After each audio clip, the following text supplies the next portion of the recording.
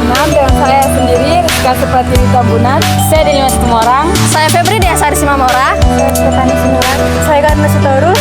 Di sini kami akan melakukan mengenai HAM menanya.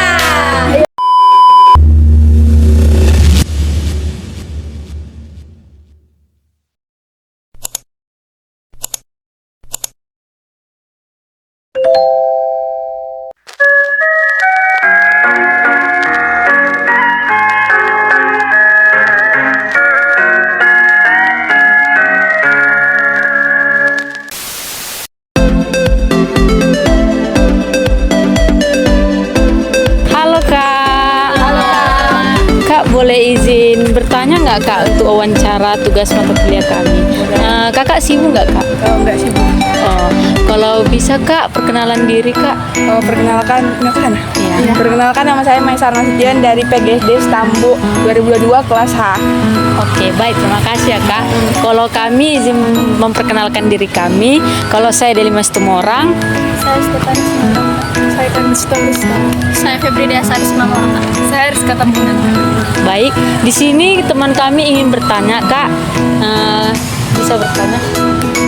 Untuk pertanyaan pertama Kak, kami akan menanyakan menurut Kakak apa sih HAM itu? HAM itu adalah hak asasi manusia, di mana hak ini adalah hak yang melekat pada diri manusia bawaannya sejak lahir, yang wajib dijunjung, ditinggi dan kemudian dihormati oleh setiap manusia. Next, pertanyaan selanjutnya. Jadi menurut kakak contoh-contoh dari HAM itu apa aja sih kak? Contoh yang paling sering kita dengar itu hak untuk berpendapat, hak untuk beragama, kemudian hak untuk mendapatkan perlakuan yang sama di mata hukum, kemudian hak untuk berpendidikan. Oke. Terima kasih kak. Pertanyaan yang selanjutnya. Menurut kakak apa solusi yang dapat diterapkan untuk meningkatkan penegakan hukum dan HAM yang berkeadilan? Yang pertama yang pasti kita harus punya lembaga dulu ya, lembaga yang untuk menaungi di mana HAM itu tadi jika dilanggar ada yang bisa melakukan sanksi itu. Kemudian kita harus menginfokan juga untuk masyarakat nih, sosialisasikan tentang HAM itu perlu kita pahami sebagai masyarakat Indonesia. Pertanyaan yang terakhir ya Kak. Menurut kakak apa sih peran masyarakat dalam penegakan hukum dan HAM yang berkeadilan?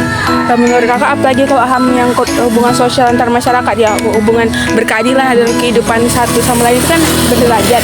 Menurut kakak itu HAM itu sangat penting, apalagi untuk masyarakat seperti kita. Kan masyarakat masih awam nih tentang HAM.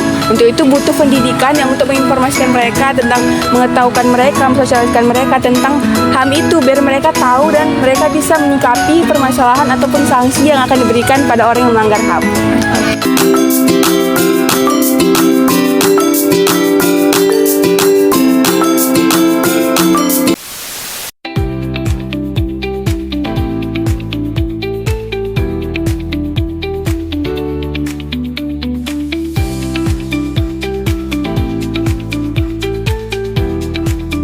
Permisi Kak. Kak, boleh minta waktu sebentar Kak? Kalau boleh tahu nama kakak siapa? Jurusan? Stambu berapa? Di sini kami minta izin wawancara mengenai HAM gitu Kak. Sebelumnya perkenalkan nama saya Rizka Tambunan, saya jurusan PGSD Stambu 23. Saya Febri Diasari Simamora. Saya Deli Mas Tumorang. Saya Karna Sitorus. Saya Stefani Simamora. Di sini kami mau nanya mengenai sedikit tentang HAM Kak, yang akan disampaikan kawan saya. Menurut kakak apa sih HAM itu kak? Kalau menurut saya yang saya tahu itu HAM itu hak kebebasan manusia. Oh, kalau pertanyaan yang selanjutnya Kak, menurut Kakak apa saja sih contoh-contoh dari HAM? Mungkin ke dalam hak untuk kebebasan berpendapat, kebebasan kepentingan pribadi, ya semacam itu. Pertanyaan selanjutnya. Menurut kakak apa sih dampak atau konsekuensi yang terjadi jika kita melanggar HAM? Mungkin salah satunya itu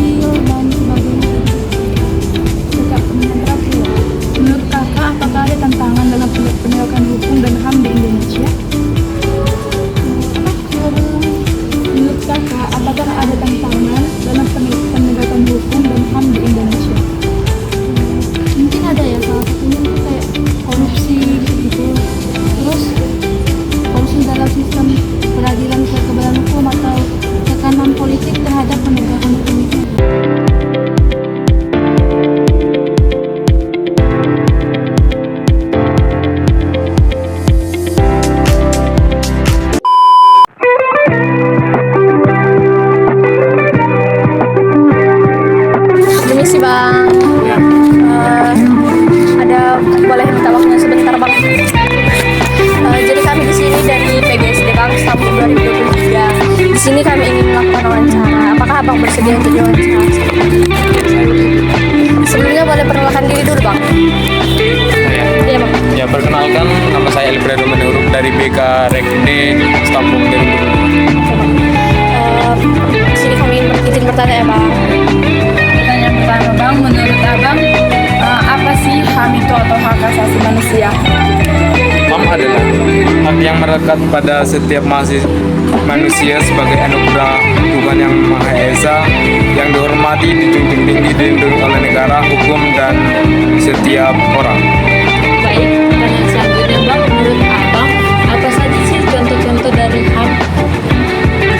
Contoh-contoh dari HAM itu adalah hak untuk hidup, hak atas kebebasan dan keamanan pribadi, hak atas berpendapat, dan hak berekspresi, hak pendidikan, hak atas kebebasan beragama, hak atas kesehatan, hak atas keadilan di hadapan hukum, hak atas kebebasan dan penyiksaan, dan perlakuan tidak manusiawi, hak atas privasi, hak untuk bekerja dan mendapatkan upah yang layak, hak untuk kebebasan berkumpul dan berorganisasi, dan lain-lain. Oke bang, selanjutnya menurut abang apa konsekuensi yang terjadi jika kita melakukan? Ada beberapa konsekuensi, salah banyaknya yaitu ada sanksi hukum, ada kehilangan hak sipil dan kebebasan, ada dampak sosial dan psikologis bagi korban, ada juga proses di pengadilan HAM internasional, ada kecaman dan tegangan internasional lah, dan satunya lagi proses dan ketidakstabilan sosial.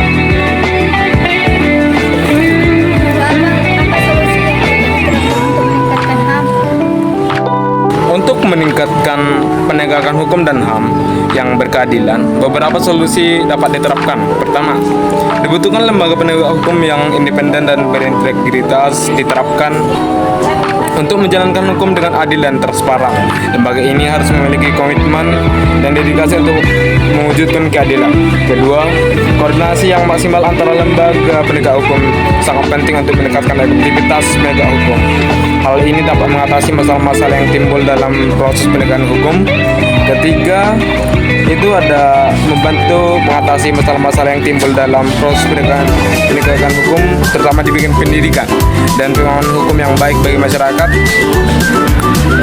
membantu mencegah pelanggaran hukum dan meningkatkan kepercayaan masyarakat terhadap lembaga penegak hukum.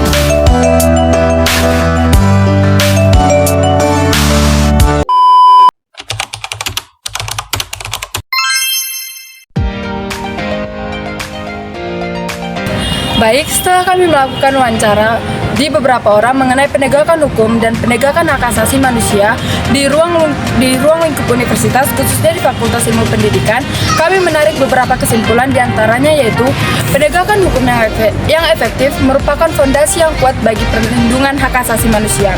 Keduanya ini merupakan hal yang saling berhubungan, di mana ketika penegakan hukum itu tersebut berjalan dengan lancar, otomatis penegakan hukum dan hak asasi manusia dapat dilindungi dan dijamin. Namun, sebaliknya, jika penegakan hukum atau pelanggaran hukum berjalan secara sistematis, maka penegakan hak asasi manusia akan berjalan secara kacau. Selanjutnya, akses terhadap keadilan menjadi salah satu aspek utama dalam penegakan hukum dan HAM. Setiap individu tanpa memandang latar belakang harus memiliki kesempatan yang sama untuk mendapatkan perlindungan hukum. Ketidakadilan dalam akses ini dapat menimbulkan ketidakpuasan dan memperburuk ketegangan sosial. Peran lembaga penegak hukum seperti polisi dan pengadilan sangat krusial dalam memastikan keadilan. Reformasi dalam lembaga-lembaga ini diperlukan untuk meningkatkan integritas dan profesionalisme mereka. Tanpa adanya kepercayaan masyarakat terhadap lembaga ini, maka lembaga ini tidak akan berjalan dengan lancar dan efektif. Pendidikan tentang HAM juga harus ditingkatkan di dalam masyarakat. Kesadaran akan hak-hak dasar dapat mendorong individu untuk dapat melindungi hak mereka sendiri dan melindungi hak oleh orang lain. Dengan pemahaman yang baik tentang HAM, masyarakat akan lebih peka terhadap pelanggaran yang telah terjadi. Akhirnya, Kolaborasi antara pemerintahan, masyarakat sipil, dan komunitas internasional sangat penting untuk memperkuat penegakan hukum dan pengadilan HAM. Melalui kerjasama yang baik, tantangan dalam penegakan hukum dapat diatasi, menciptakan masyarakat yang adil dan beradab.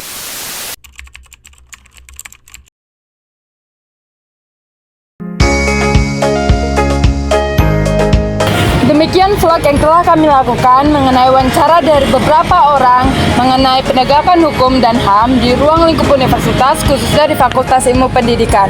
Sekian dari kelompok kami, sampai jumpa.